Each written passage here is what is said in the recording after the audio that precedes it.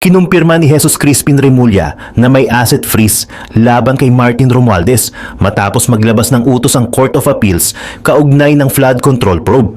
Kasabay nito, humiling si Romualdez na mag-inhibit ang ombudsman sa investigasyon habang patuloy na lumalalim ang issue. Sa gitna ng freeze order at legal battle, sino ang magsasabi ng totoo sa kasong ito?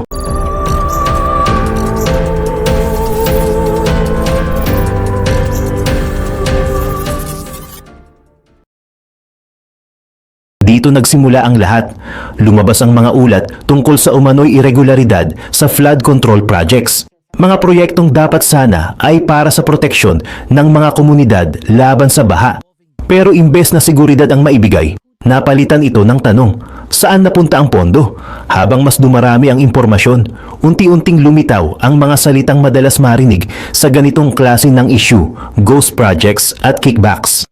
May mga aligasyon na may mga proyekto na nakalista sa budget, pero sa aktwal, wala namang malinaw na ebidensya na ito ay naipatupad ng maayos. May mga nagsasabing may pera na nailabas, pero kulang o wala talagang konkretong output sa ground. Dahil dito, hindi na ito nanatiling simpleng usap-usapan lang. Pumasok na ang gobyerno. Nagsimula ang mga investigasyon mula sa iba't ibang ahensya para alamin kung may nangyaring anomalya sa paggamit ng pondo. Sinimulan nilang sundan ang galaw ng pera, kung saan ito napunta at kung sino-sino ang posibleng may kinalaman. Sa puntong ito, malinaw na hindi maliit na issue ang kinakaharap. Ang dapat sana ay proyekto para sa publiko, naging sentro ng isang malawak na investigasyon na sa mga susunod na bahagi lalo pang lalalim at lalaki. Habang patuloy ang investigasyon, isang pangalan ang unti-unting lumutang sa gitna ng usapin, si Martin Romualdez. Sa mga unang ulat, hindi pa malinaw kung gaano kalalim ang koneksyon niya, pero habang dumarami ang dokumento at testimonya na sinusuri, mas nagiging sentral ang kanyang pangalan sa mga diskusyon. Sa mga pagdinig at reports, nabanggit siya bilang isa sa mga personalidad na kailangang silipin. Hindi man agad malinaw ang eksaktong papel niya, ang paglabas ng kanyang pangalan sa investigasyon ay sapat para makuha ang atensyon ng publiko. Lalo na't dati siyang nasa mataas na posisyon sa Kongreso, kaya natural na maraming nagtatanong kung may kinalaman ba siya sa mga desisyong ginawa sa budget. Habang tumatagal, hindi na lang siya isa sa maraming pangalan. Siya na mismo ang naging sentro ng kontrobersya. Sa social media, sa balita at sa mga usapan ng tao, paulit-ulit na binabanggit ang kanyang pangalan kasabay ng issue sa flood control projects. At mula sa puntong ito, nagsimula nang umikot ang buong kwento hindi lang sa proyekto, kundi pati sa kung ano ang tunay na papel niya sa lahat ng ito.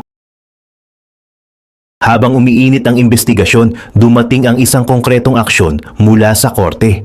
Naglabas ng freeze order ang Court of Appeals laban sa mga assets na inuugnay kay Martin Romualdez. Hindi na ito simpleng alegasyon lang. May legal na hakbang ng ginawa para kontrolin ang galaw ng pera habang sinusuri ang kaso. Ang hakbang na ito ay hiniling ng Anti-Money Laundering Council matapos nilang suriin ang financial records na konektado sa investigasyon.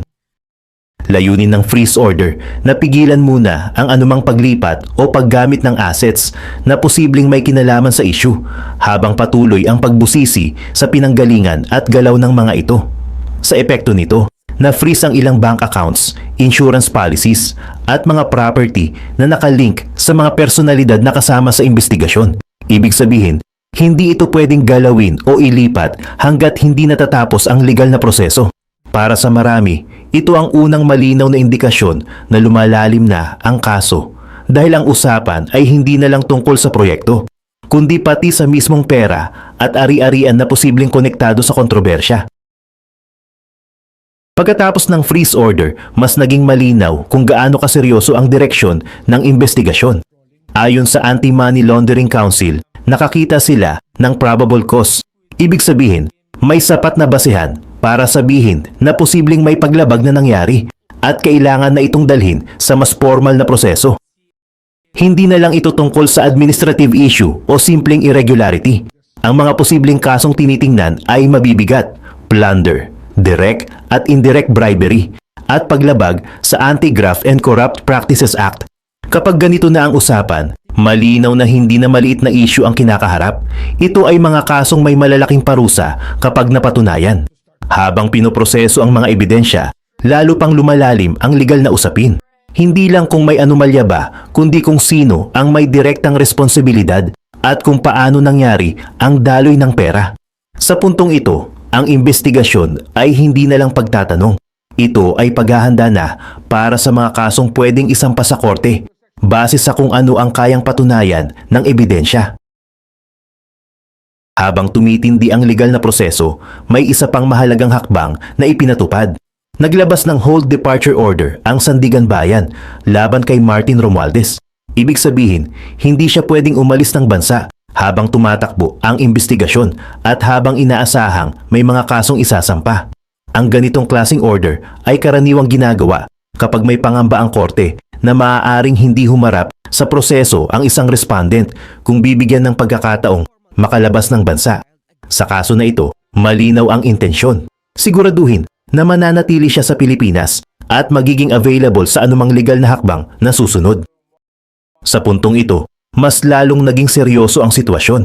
Hindi na lang ito tungkol sa mga aligasyon o financial records. May direktang utos na mula sa korte na naglilimita sa galaw niya. At para sa publiko, ito ay isa pang indikasyon na ang kaso ay papunta na sa mas mabigat at mas konkretong yugto ng legal na laban.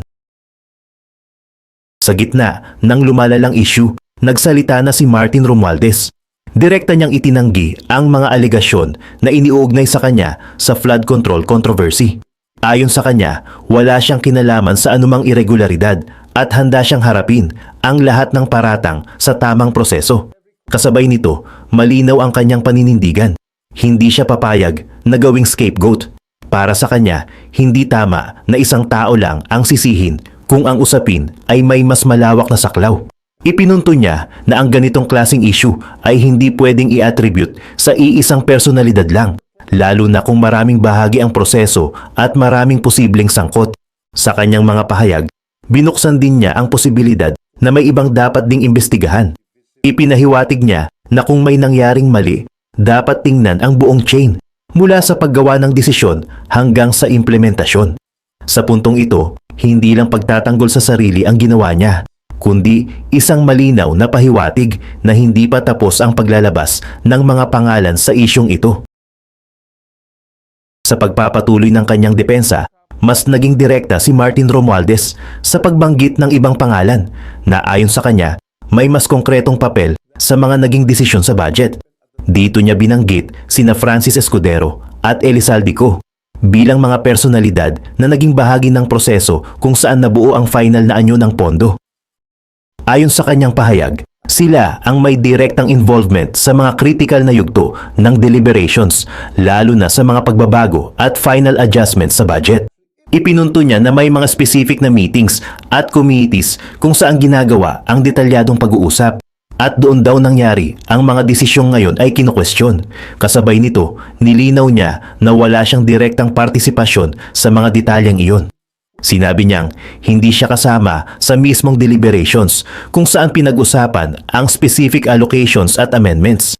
Para sa kanya, mahalagang malinaw kung sino ang tunay na involved sa bawat hakbang. Dahil dito raw, dapat ibase ang accountability. Sa puntong ito, hindi lang pagtatanggol ang ginagawa niya, kundi paglipat ng focus sa ibang bahagi ng proseso at sa ibang mga personalidad na dapat ding masuri. Habang nagpapatuloy ang mga pahayag at depensa, may panibagong development na lalong nagpatindi sa sitwasyon. Ayon kay Jesus Crispin Remulla, hindi pa dito nagtatapos ang kaso. May nakahanda pang 5 hanggang 6 na karagdagang kaso na planong ihain laban kay Martin Romualdez sa loob ng susunod na mga linggo. Sa kanyang pahayag, sinabi niyang ang mga kasong ito ay manggagaling sa parehong ebidensya na naipon na ng mga investigador. Ibig sabihin, hindi hiwa-hiwalay na issue ang tinitingnan, kundi isang mas malawak na kaso na hinahati sa iba't ibang legal na aspeto para mas malinaw itong maiharap sa korte. Dahil dito, inaasahang magiging sunod-sunod ang filing ng mga kaso. Hindi ito isang beses lang na aksyon, kundi serye ng legal moves na pwedeng magpatuloy habang lumalabas pa ang mas maraming detalye. Sa puntong ito, malinaw na hindi pa tapos ang laban.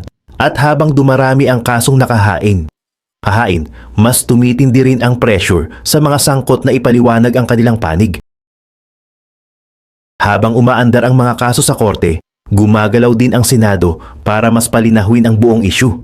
Pinaghahandaan ng Senate Blue Ribbon Committee ang panibagong hearing na tututok sa flood control controversy, kung saan layunin nilang ilabas ang mga detalye na hindi pa malinaw sa publiko. Isa sa pinaka-inaabangang mangyayari ay ang planong pagharap-harapin sa iisang hearing sina Martin Romualdez, Elizalde Co at ang mga dating sundalo na nagsasabing sila mismo ang nagdala ng umano'y kickbacks. Kapag nangyari ito, direkta silang tatanungin at magkakaroon ng pagkakataon na sagutin ang mga aligasyon sa harap ng isa't isa. Ang layunin ng ganitong setup ay simple pero mabigat. Alamin kung sino ang nagsasabi ng totoo. Sa ganitong sitwasyon, hindi lang dokumento ang tinitingnan, kundi pati ang mga sagot, reaksyon at consistency ng bawat pahayag. Para sa mga investigador, mahalaga ito para mas maintindihan kung paano talaga nangyari ang mga sinasabing irregularidad. At para sa publiko, ito ang isa sa mga moment kung saan maaaring mas lumihnaw kung ano ang totoong nangyari sa likod ng isyong ito. Habang tumatakbo ang Senate investigation, malinaw na hindi dito nagtatapos ang proseso. Ang mga findings mula sa pagdinig ay hindi lang para sa publiko, kundi magsisilbing basihan din ng mga ahensya na may kapangyarihang magsampa ng kaso. Dito papasok ang papel ng Department of Justice at ng Office of the Ombudsman. Ang mga ebidensyang lalabas sa Senado, mga testimonya, dokumento at financial records ay pwedeng gamitin para mas buuin ang mga kaso na ihaharap sa korte. Hindi hiwa-hiwalay ang galaw ng mga ahensya. Pinagsasama ang impormasyon mula sa iba't ibang investigasyon para mas malinaw ang kabuuang larawan ng nangyari. Sa ganitong setup, nagiging konektado ang bawat hakbang. Ang Senado ang naglalabas ng detalye sa publiko, habang ang DOJ at Ombudsman ang nagpo-focus sa legal na aspeto, kung paano ito magiging konkretong kaso na kayang patunayan sa korte. Habang dumarami ang ebidensya, mas lumalawak din ang saklaw ng investigasyon. Hindi na lang iisang pangalan ang tinitingnan. May posibilidad na mas marami pang personalidad ang madawit habang sinusundan ang galaw ng pera at ang mga desisyon na ginawa sa bawat yugto ng proseso. Ang focus ngayon ay nasa financial trail, kung saan nagmula ang pondo, paano ito nailipat at sino-sino ang nakinabang. Sa bawat detalye na lumalabas, may panibagong anggulo na kailangang suriin. At habang mas nagiging kumpleto ang impormasyon, mas nagiging malinaw kung gaano kalaki ang saklaw ng issue. Sa puntong ito, hindi na lang ito tungkol sa isang proyekto o isang grupo. Posibleng mas malawak pa ang koneksyon nito sa iba't ibang bahagi ng sistema, kaya tuloy-tuloy ang pagbusisi ng mga investigador. Sa ngayon, malinaw ang estado ng kaso. May mga konkretong hakbang na naipatupad at may mga susunod pang galaw na inaasahan. Naipatupad na ang freeze order sa mga assets na konektado sa investigasyon. May hold departure order na rin na naglilimita sa pag-alis ng bansa ng mga sangkot. Kasabay nito, nakaabang na ang mga karagdagang kaso na ihahain sa mga susunod na linggo. Hindi pa tapos ang legal na proseso at inaasahang mas marami pang detalye ang lalabas habang nagpapatuloy ang investigasyon. At sa Senado, paparating na ang hearing, kung saan posibleng magharap ang mga pangunahing personalidad na sangkot sa issue. Doon inaasahang mas lalong lilinaw ang mga pahayag at ebidensya na matagal nang pinag-uusapan. Sa kabuuan, sabay-sabay na gumagalaw ang korte, mga ahensya ng gobyerno at ang Senado. At habang nagpapatuloy ang mga hakbang na ito, unti-unting nabubuo ang mas malinaw na larawan ng buong issue. Magandang araw sa inyong lahat. For a long time, I chose to remain silent. I did so out of respect for the legal process. I did so because I did not want to add more noise to an already divisive issue. I did so because I believed that if I cooperated fully, submitted myself to the proper authorities, and answered every question asked of me, the truth would eventually speak for itself. But there comes a point when silence is no longer prudence. My silence has been abused and weaponized to build a narrative that is false, twisted, and unfair. So let me be clear, I will not keep quiet anymore. I will face this head on, and I will speak with facts because the truth deserves to be heard. Today, I'm taking this opportunity to speak directly to the Filipino people. From the start of this controversy, I have been cooperative. I personally appeared before the proper authorities. I voluntarily submitted my affidavit to the ICI. I provided the information and documents asked of me. I did not hide. I did not run. I did not evade scrutiny. I faced it head on within the proper channel because I know there is no evidence that proves I committed plunder, conspiracy to commit plunder, or any similar offense that the Ombudsman may be contemplating against me. And because I have nothing to hide, I am today authorizing the immediate public release of the affidavit I submitted, together with all supporting information so that the Filipino people can judge for themselves who has been transparent and who is simply being politically targeted. Now let us address the most absurd accusation of all, that I am supposedly the mastermind of this corruption scheme. How can I be the mastermind? I was the former Speaker of the House of Representatives, but the House of Representatives is only one part of the branch of government, the legislature. The national budget is not conceived, executed, implemented, bidded out, supervised, and completed by one congressman or even by Congress alone, and certainly not by the Speaker of the House. I want to make this simple and clear.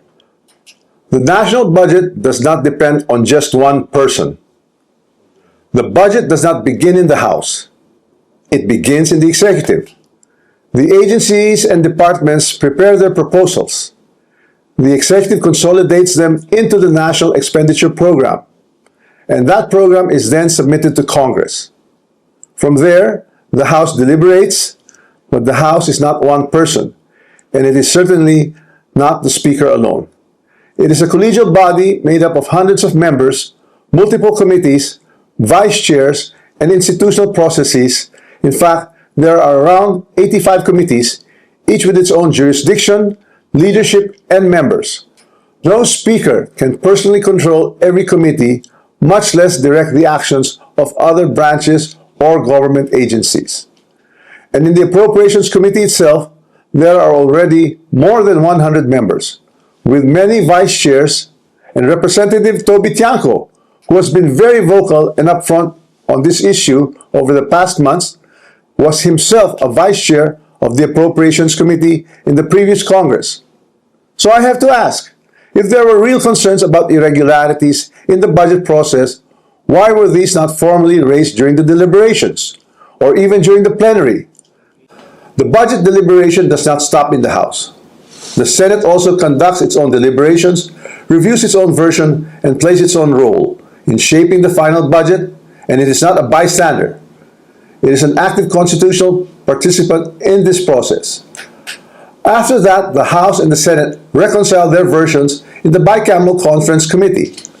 Only then is the final bill transmitted to the President for approval or veto. So let us be honest about what becomes law. The national budget is not the act of one person or one chamber. It is a product of a constitutional chain involving the executive, the House, and the Senate. This is something I want the public to understand. The budget process is collective, multi-layered, and shared. Accountability must apply to everyone involved, not selectively assigned after the fact, and certainly not when it becomes politically useful. If corruption were to occur in a magnitude made known to us over the past months, then it's clear that the real corruption does not happen at the level of the general legislative approval alone. It happens at the level of execution of the General Appropriations Act. It happens when projects are implemented. It happens where projects are actually implemented, where procurement is undertaken, where monetary disbursements are actually made. And it happens when substandard projects are passed off as legitimate or when ghost projects are made to appear real.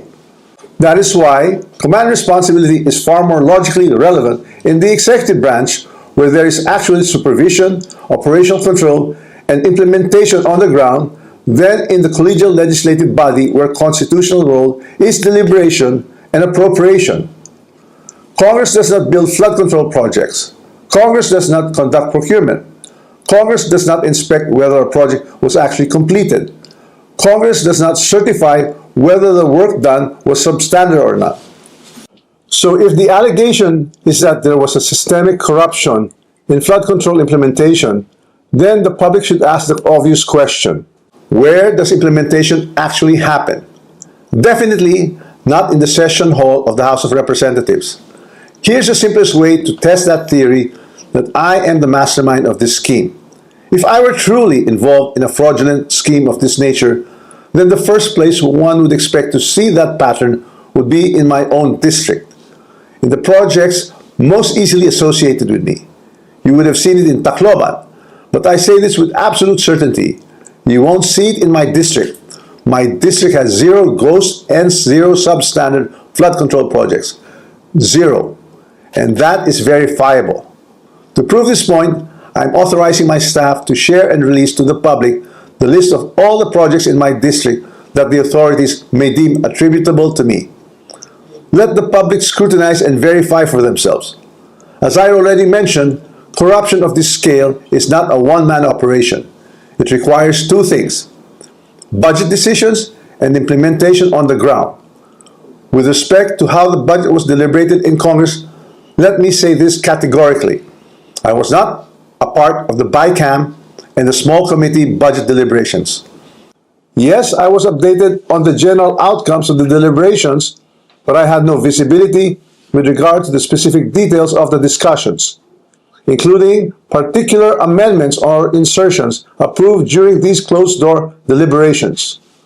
Records would show that I did not participate in those meetings and I was not privy to what exactly transpired during the deliberations.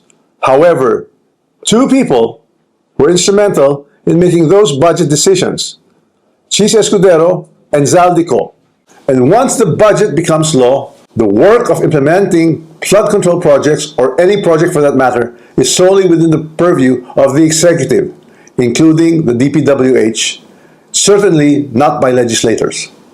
I understand the anger of the public. The Filipino people have every right to be angry because stolen public funds are taxes derived from hard-earned money. I'm not asking the public to look away. I'm asking everyone to look where the evidence points, not where it is politically convenient or politically motivated. So I ask the Ombudsman and the public these questions: who has been named in sworn testimonies and affidavits? Whose name actually appeared in credible accounts made under oath?